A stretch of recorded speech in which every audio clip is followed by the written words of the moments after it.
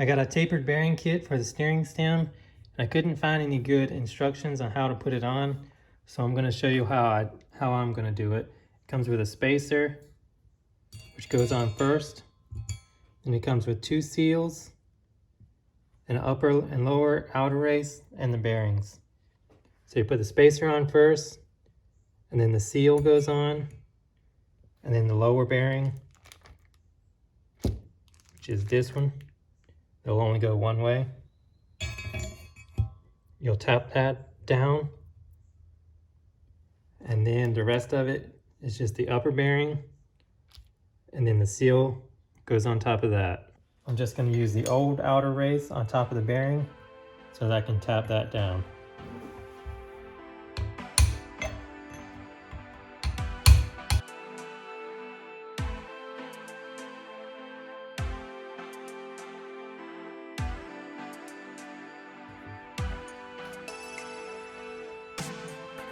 I already have the old outer races removed because I had the frame powder coated.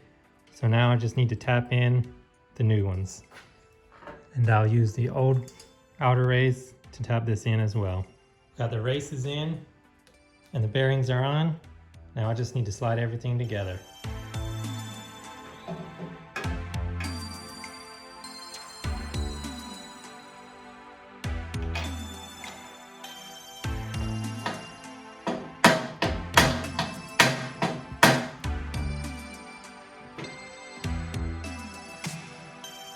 I went a little bit tight with it now, and I'll come back and loosen it up if I need to later on. Swing arm is next. Got everything cleaned up.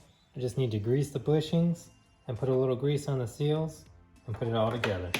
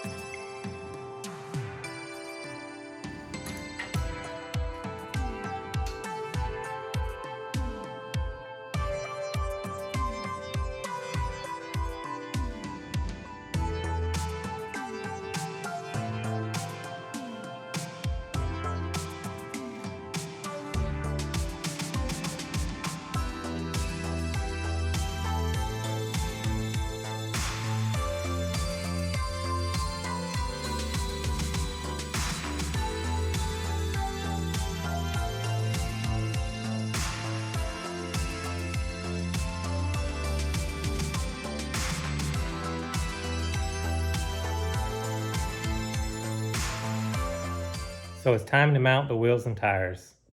I got Maxxis Trial Max tires for it, which are soft compound, and instead of tubes, I'm going to be using these Nitro Mousses. So I'm going to have to figure out how to put those on as I'm going.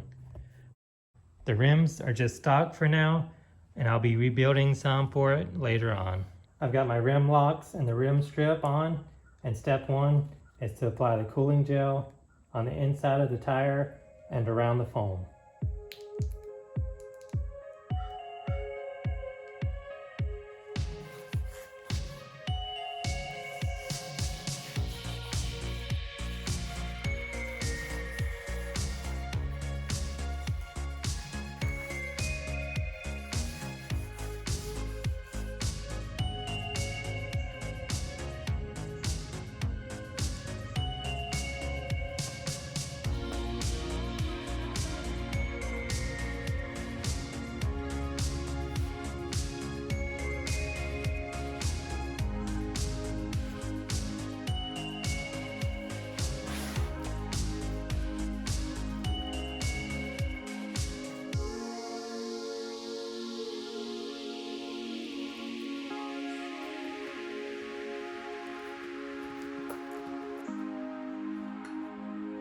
I've got some soap and water that I'm going to use to hopefully lubricate the bead to make it slide on a little bit easier.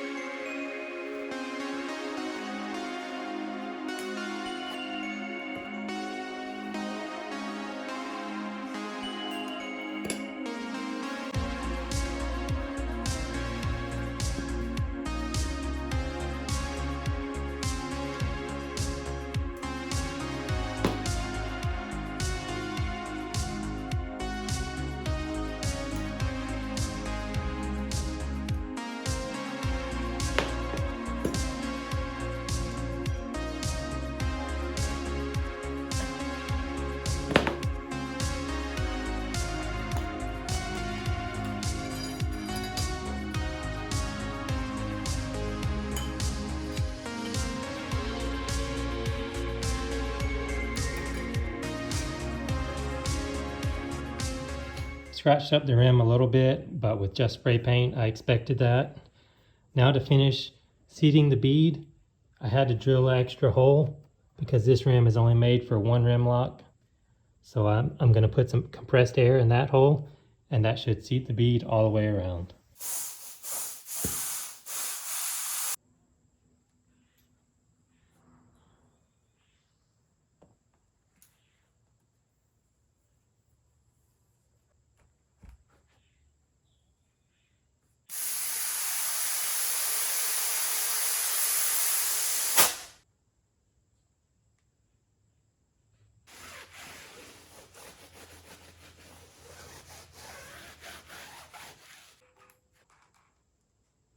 And I have a stock plug to fill the extra hole I had to drill.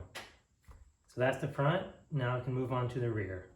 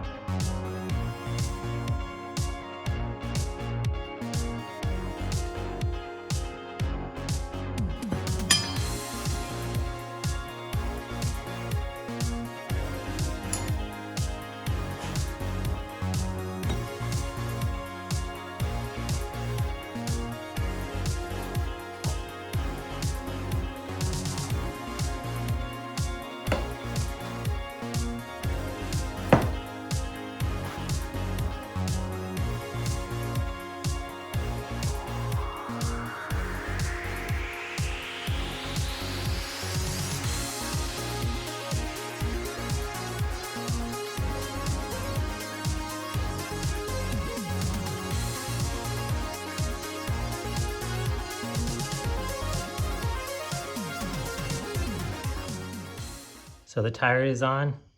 Now I just need to seat the bead like I did with the front.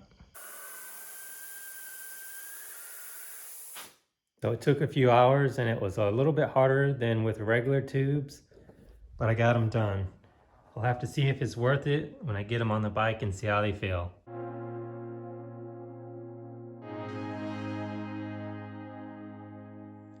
Tires are done. That means it's time to put the sprocket on.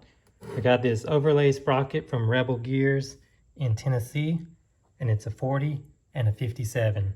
The 57 should be stock for a TL, and the 40 will be way smaller, so that should give me a good highway gear and still have the stock gears for when I'm off-road.